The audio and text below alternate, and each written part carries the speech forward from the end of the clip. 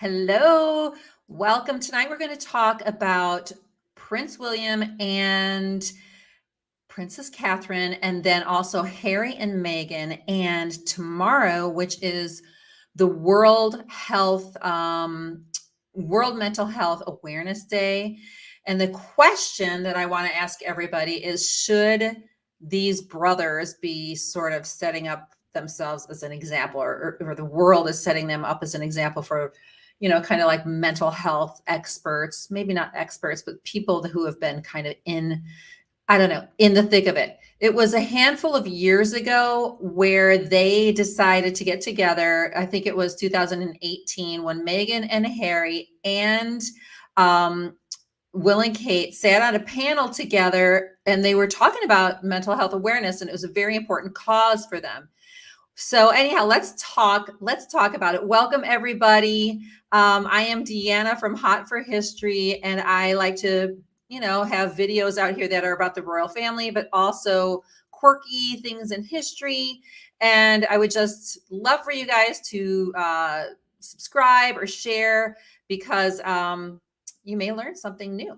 But tonight we're going to talk about this World Mental Health Day, which, by the way, I must say that as a note, I think it's amazing. I think that it's very interesting. Hey, Christian. Hey, Sir Sin City.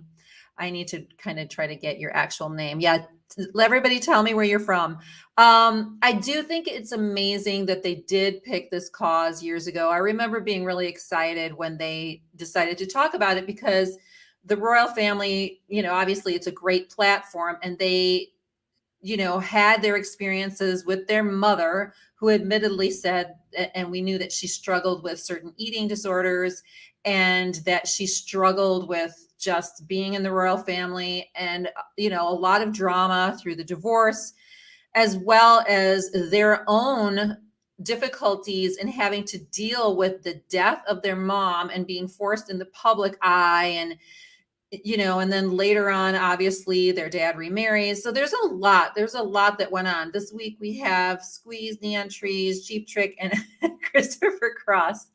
Hey, I should have worked in Las Vegas, because, my experience in the music business, I would have loved to have kind of either been in production or something after my years in front of on stage. But so anyhow, in the city of brotherly love. Okay, so tonight we're going to talk about this, this thing regarding the royal family and Will and Kate and Harry and Meghan being out there for these sort of dueling events. So we have Will and Kate, which I'm going to talk about in a second, in the UK, sort of making these tours that they're all around. And then we have Harry and Meghan also, by the way, coming back to New York, which is, I believe, the first time they're coming back to New York after the drama of the catastrophic car chase. Good evening, Stephen. I'm really happy that you're here, and you're helping me to curate some material. Although the thing you sent, I couldn't post, because that woman, they were off. But since I am talking about New York City and Meghan and Harry getting back to New York City, there's a lot of people that are not that happy about it. They don't forget. They do not forget. They're not forgetting what happened the last time. And so now we're all ready to see, is there going to be a catastrophic subway ride? Will there be a catastrophic, trip to the deli, to Carnegie Deli? What's the new catastrophe? Hopefully there won't be any, but let's talk about it. So New Yorkers are not happy. No, they're not. Listen, I lived in New York for years, and there's a certain pride you have, and it's like, they're not overly impressed by celebrities to begin with. They're just not. Some of them maybe, but they don't gush a lot. Most people who live there for a while. Reed, we'll be there okay. You just read that they'll be there in 2 hours. Oh, great. I just wanted to stop by and say, unfortunately, I can't stay. I'll definitely watch later. Great. Okay, so let's talk. Oh, yeah, we didn't talk about the anniversary of Princess Grace's death. There's just too much going on. I loved Princess Grace. I haven't done enough content regarding her, but let's first talk. Can we first talk about Will and Kate? so we're going to try to do this whole juxtaposition as to the two couples, right? So Will and Kate, they're going to be heading into the UK. Sorry, they're going to be in the UK doing their own rounds, right? They're going to have their own little tour where they're talking about mental health awareness. They've got their events planned. Not a problem. They're going to be speaking to some youth that are, and then and this is going to be sponsored by this radio station. It says they're going to be attending the Youth Mental Health Forum. And by the way, juxtaposed, and we'll talk about it in a second, Harry and Meghan are going to be on a panel. They're going to be on a panel with Carson Daly, and they're going to be talking about parental support or whatever with cybersecurity and like watching online, keeping kids safe online. But Kate and William have announced their plans for World Mental Health Day. The royal couple will help host a forum for young people alongside a charity and top radio station in Birmingham, United Kingdom. It will take place just as Meghan Markle and Prince Harry will host their own World Mental Health Day forum in New York City. So again, great cause. It's an excellent cause, but is it coincidental sort of that they're all into this cause, but it seems like there's a little bit of, I don't know, feuding, or at least that's what the press is putting it out there for. I want to ask you guys, do you think, of course, these are their causes? Of course, they're going to be performing or speaking on the same day. It's no coincidence. Or have Harry and Meghan kind of inch their way into something that they normally weren't going to be in because they were kind of a last minute addition, which we'll talk about. So I'm going to talk about that in a second. The Prince and Princess of Wales event is exploring our emotional worlds. It will bring together 100 young delegates nominated by 10 leading mental health and youth engagement charities to start a conversation about how they manage their emotions and how they can be supported to build their resilience, and protective factors such as healthy relationships would make it easier to navigate bumps in the road as they go through life. It will feature famous faces of radio and the wider mental health space, and provide a space for young people to talk about specific mental health challenges. So anyhow, they're going to have their thing. Let me look at the notes, and then we're going to talk about Harry and Meghan's thing. Let me see what you guys are saying first. Look at the reception Prince William got when he recently visited New York. Yeah. He was very well received in New York City. And this came, of course, after was it like a few months, couple months after Harry and Meghan were there, and there was all this drama about the car. Oh my gosh, like just crazy. And so William has his act together, and his wife seems like a little dig to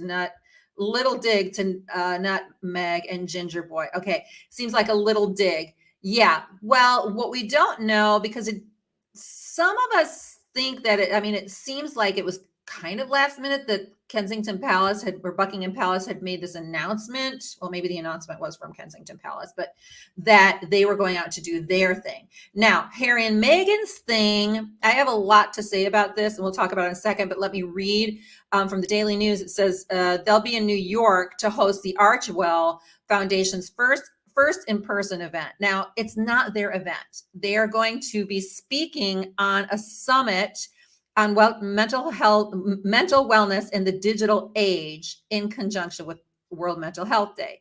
It's moderated by Carson Daly, and it's designed to give voice to families who are passionate about building a safer online world for children and teens. Now, this event, by the way, it's a free event, open to anybody. Like it's a free event, and they make their money from the gala. And what's interesting is that, if you look at the sponsors on the gala sheet or even on their website, Harry and Meghan didn't even contribute any level unless they were anonymous. And so you're wondering, like, this is fascinating because they're speaking at this event on a panel, didn't contribute to the gala, and you're wondering how important is this event to them.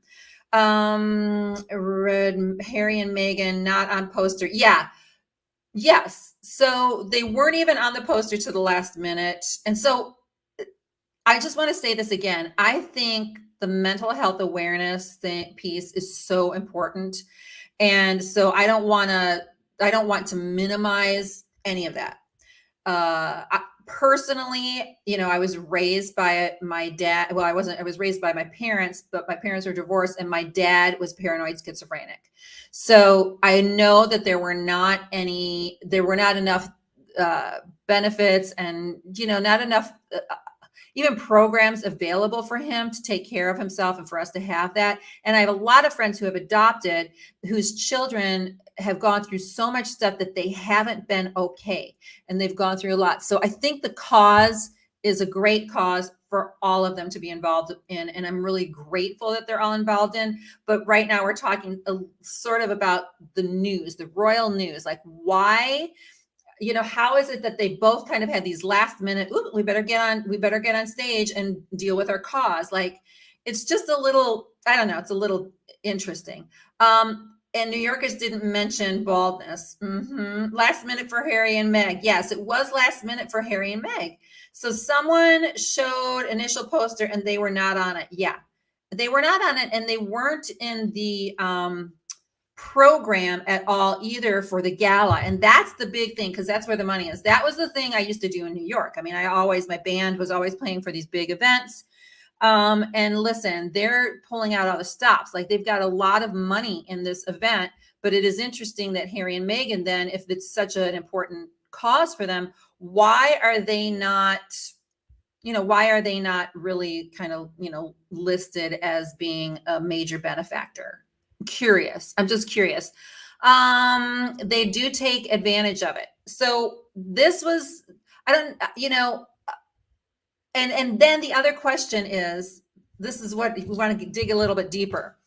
Are these guys, I mean, with all that we know about all of the drama with Harry's like issues, and in his book, and all of the mental health issues that he admits to having, and then even the drama between the families where they can't even manage to reconcile, should they be setting themselves up sort of as, again, like pseudo experts, like being somebody who can really speak on this?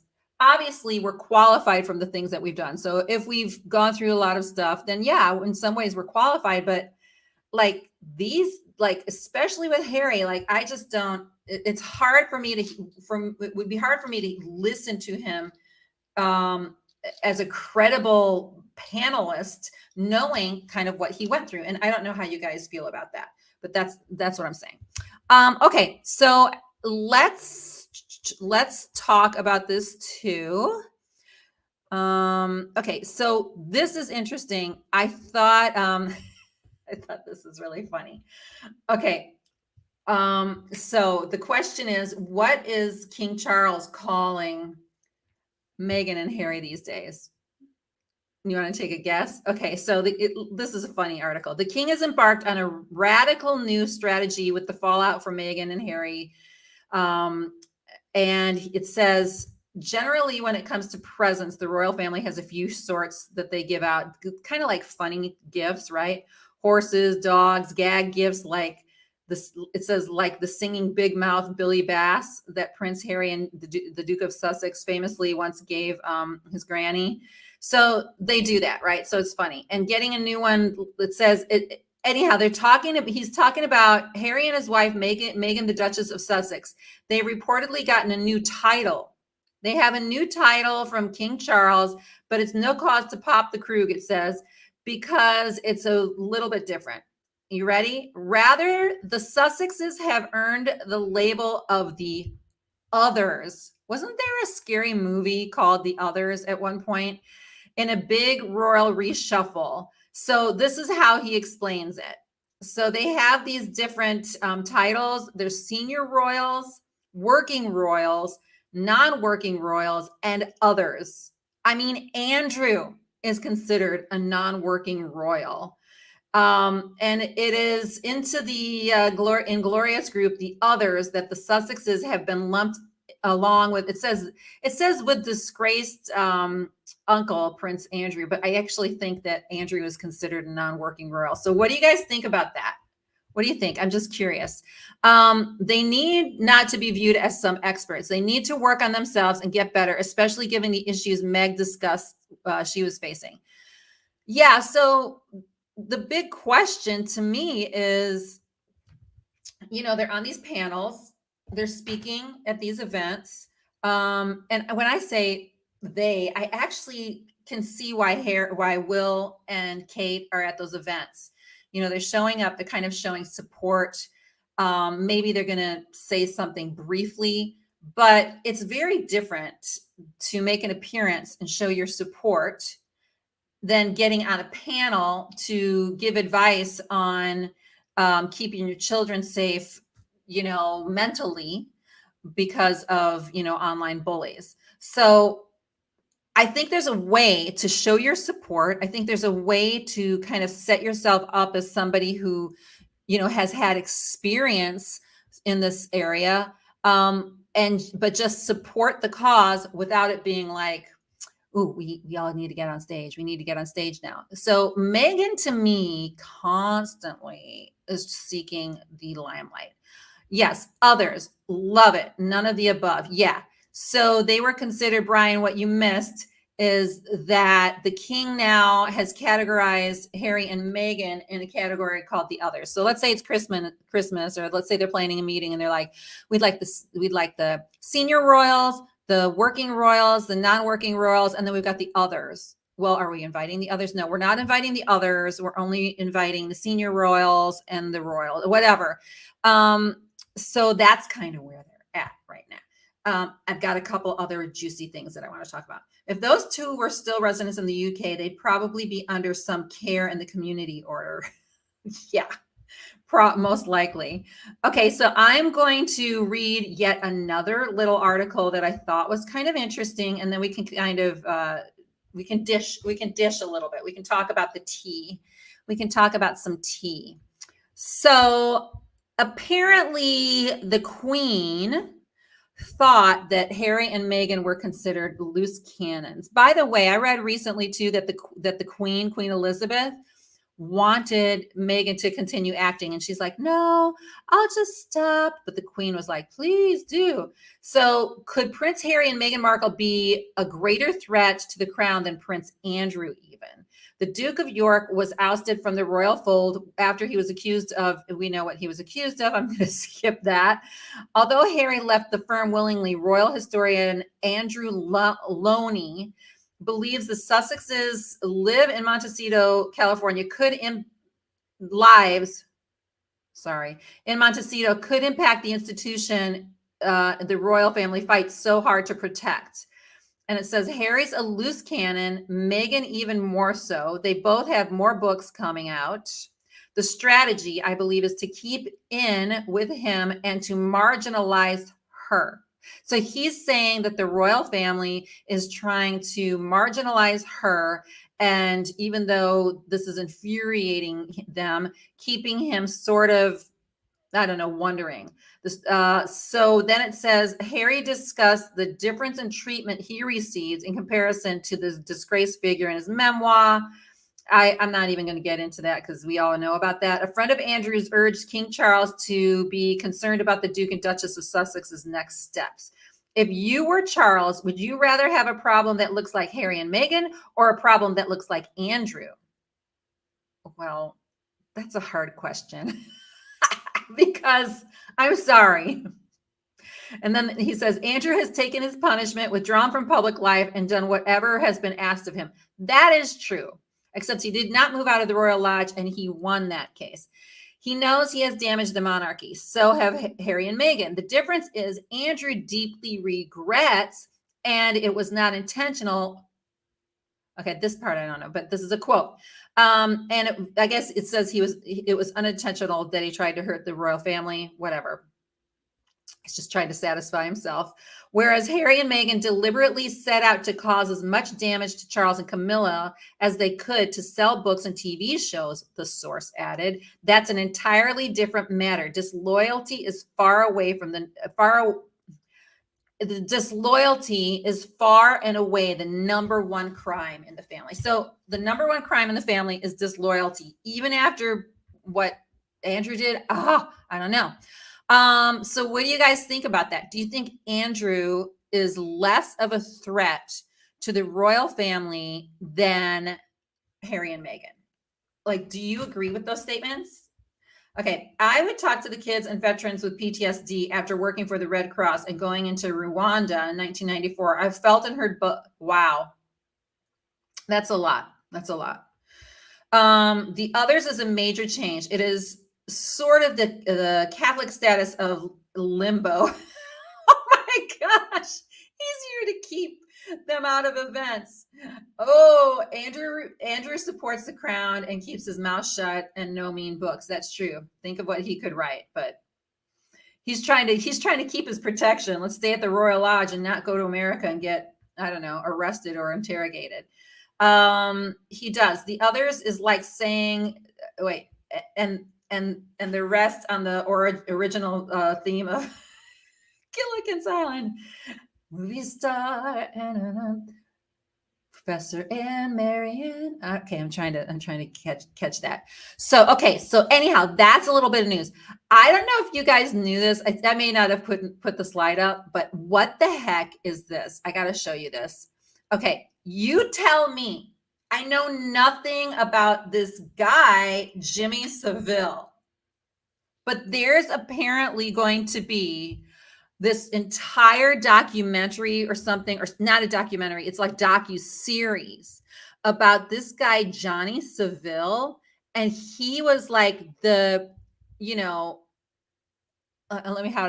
like the Epstein of the UK in a way, right? So you guys can tell me more in the comments because I don't know. And yes, H&M voted off the island. So this is what's going on. So there's a BBC drama, which is airing tonight. We've got to see it because I want to be in the loop. This guy apparently was notoriously awful. Okay. And maybe Brian can tell me more about him. So it says there will be much to think about it for viewers of The Reckoning, the controversial new drama about Jimmy Seville, which stars tonight, particularly those who remember him. I can't say what they're calling him. As one of Britain's best known and apparently best loved television stars, but he was also not a good person. Not only is Prince Charles one of the first names mentioned, but the screenplay starring Steve Coogan as the depraved late television presenter features archived footage of Seville and with Charles and Diana, who went so far as to view him as a confidant and an advisor. The footage is juxtaposed with highly disturbing scenes from Seville's decades of being with children and hanging around funerals.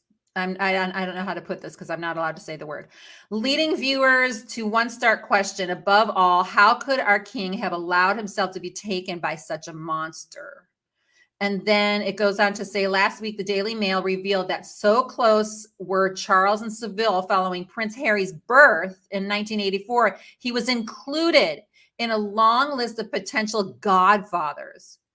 This selection has been written down by Charles and seen by his private secretary, Edward Dean. Dean then discussed it with Sir Alastair Aird, the Queen Mother's comptroller, which assured Dean that the matter would be dealt with. And so then Jimmy Seville was not Prince William's godfather. Can you imagine? But the king's friendship with him continued. When he turned 80, Charles sent him Cuban cigars and gold cufflinks with the note, "Nobody will ever know what you have done for this country, Jimmy. That is to go some way to thanking you for that." Okay, let's unpack this a little bit. Let's unpack it a little bit. You know what? Our assignment, guys, is to watch that movie. Yeah, the jacket is nice. The jacket's very Vegas, you know? says the guy from Vegas, no matter how hard they may try to other Harry, it only serves to bind his ties stronger. Possibly. Diana was friends with Jimmy Seville as well. Yeah, they both were. Okay, he was only outed after he died. Jimmy was a very distaste. Oh, he was. Yeah. So some of the things, guys, that this guy said, he said, he was like he was doing bad things to people. He was a dance hall boss in his hometown of Leeds in the 1950s. He was regarded as a deeply sinister man with links to gangsters. Speaking of that time, he boasted of his use of violence, saying, "I was always in trouble with the law, being very heavy-handed, but I don't care." Like, he talks about some of the things he did, and it was awful. I can't even read some of it. So he hinted that he totally destroyed somebody in like every sense of the word. But anyhow, it says, but once he'd become the face of BBC's programs, including Top of the Pops, Clunk Click, and Jim'll Fix It, he deliberately insinuated himself into influential circles and manipulated the highest in the land to give him protection. What local police officer was going to bust a friend of the royals and the PM on the word of any vulnerable 14-year-old who made accusations? Okay, so anyhow, you guys get the gist. We're gonna watch the movie, but yeah, maybe to Vegas. So he was a BBC DJ who rose to celebrity status, so much so that his advice was sought. Yeah, Seville. Okay. No, Seville. Okay. Listen, I need to get my British right. Okay. I always thought he was a creep. Even as a child, I didn't like his TV show. Andrew was disloyal to all human decency. 1,000%, 1,000,000%, 1,000,000%. Like, I mean, that line, Laura, in that article that said, it sounds like to the royal family, disloyalty is the number one sin. When you think of, Andrew, there's no comparison. So anyhow, so this is what's going on. So then this other article was like, hey, this means that Charles is probably going to be like, having to sip on his whiskey. So now we've got Harry probably coming out with another book. And then, oops, didn't mean to do that. Harry coming out with another book. And then we've got this whole thing with Seville. Okay. That's the thing about being in the UK. There's different, you got to put your accents on, like on the different words. But was he a Michael Jackson type? Much worse. Much worse. But a lot of that. Yeah. My band appear on Top of the Pops show. My band appear on Top of the Top show in England. He was all handsy and he wanted to wrestle me. Oh my gosh. Oh my gosh. Okay.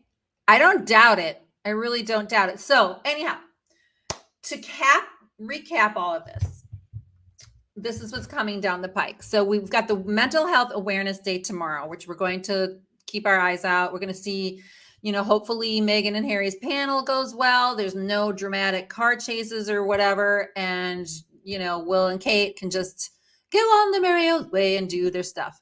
I just read just some little tea, was that Meghan, I'm going to do a short, I think, on this.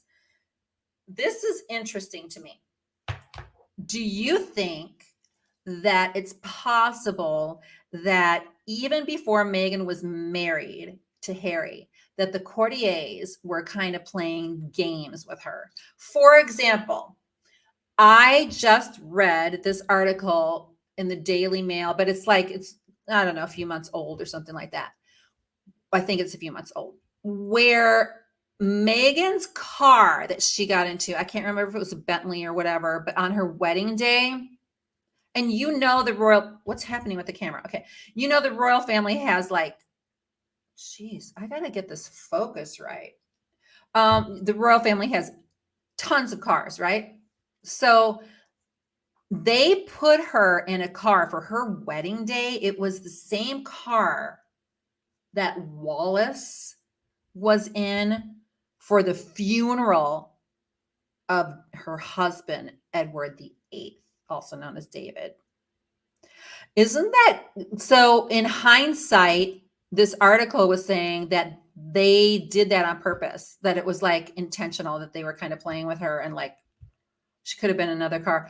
Or does it not matter that it was the same car? It's just a car. The car could have gone anywhere, right? So what do you think about that? Do you think the courtiers would have put her in a car like that intentionally just because of some kind of message that they were sending? Or do you think that, it just happened to be what it was? I think that this is an appropriate description, Laura. I do. Okay. Okay. I'll send you a link to a couple of documentaries. He thought he was invincible. The BBC covered up all this for decades, and that documentary won't show how bad he was in real life. Yeah, I was reading just a little bit, and it's like the guy had I think he was like the ultimate everything. Narcissist, sociopath, psychopath, you name it. He was like Silence of the Lambs kind of a guy. Andrew's innocent until proven guilty. Never said anything about his family. H&M are disloyal and tell lies about the royals for money. That is true. Andrew did not say anything about his family. I don't know. I did hear, by the way, this is only slightly off topic, that Fergie actually may be taking a deal for another talk show. I think she'd be great hosting a talk show. In order to get some money to help support her family, also known as help support her ex-husband. Do you think they'll ever get remarried? I don't think that they will. I don't think they can. Okay. Do you remember when I told you that my eldest daughter's roommate was a refugee from Ukraine and she looks so much? No, but I think I remember. I think I do remember that. No, I don't believe it was on purpose. I think they just bent over backwards to make her happy. Okay, so maybe it's just a coincidence, because it was a beautiful car. It's like this burgundy colored. I'm so bad with cars. It's like a Bentley or something. I don't know. It's gorgeous old car. Okay, in my town, there was a TV prairie farm cowboy called Cactus Jim. Some creepy behavior. He had little kids on his show, ultimately taken away by ambulance after. Oh my gosh. Okay. Okay. Constipated in the Sin. He was a pro wrestler and coal miner. Then he got into club DJ and door security before becoming a celebrity. He used charity work to cover up his sins.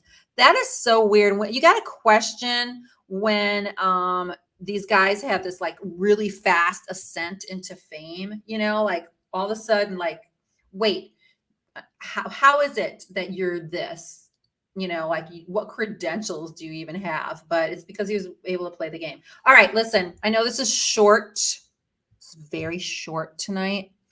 I want to come back and talk about some other things, hopefully before, I don't know, like Wednesday or Thursday.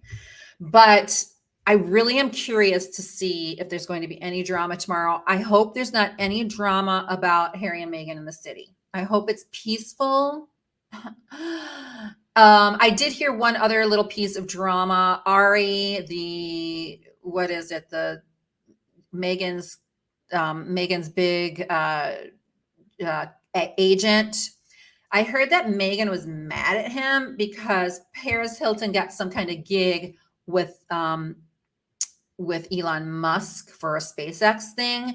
And Meghan was really upset that she didn't get it because apparently Meghan thinks that she's in the same category as Paris Hilton. I personally think Paris Hilton is much more famous. But that is my personal opinion. So I did hear that. Let's see. I found out this one when being there. He was trying to. Oh, okay. Now listen, gentlemen, behave yourselves. This is YouTube. Okay. Anyhow, on that note, I have a call a little bit later to discuss some business. By the way, a little trivia. I think I'm going to be in Dallas on Monday and Tuesday because JFK, I think it's called like One Night in America or something. That documentary is coming out, and National Geographic is sending me to Dallas to do some social media as a release on that docuseries. So maybe we could all talk about, it's released on November 5th, but I'm going to go ahead of time to do some social media on the JFK. I get to get a tour of the route, and we get to see a premiere of the documentary. So I'm very, very excited about that. Yeah, Paris is definitely more. You know what? What do you think, Emily, and anybody listening, since we're now in just the rapid fire, we're doing our ADD thing where we're like all over the place. She doesn't bother me much. Like I actually like Paris a bit. It is interesting though that her sister married James Rothschild, just saying. That is it. Okay. He was a volunteer porter at hospitals and at a mental health prison. He was so trusted, he had keys to go 24/7. Brian, you're scaring me. I'm going to watch that. I know, constipated Sir Vegas. That's what I'm going to call you from now on. I know what that is, but I was afraid we were going to get into a different category. Okay. I'm going to go, and I will see all of you guys later. Thank you for meeting with me tonight. Send me any information that you may have on the goings on of, the events during Mental Health Awareness Day. Meanwhile, tomorrow, be aware of your own mental health. Try to stay even. Okay. Anyhow, I will chat with y'all later, and we'll talk. Okay. Bye.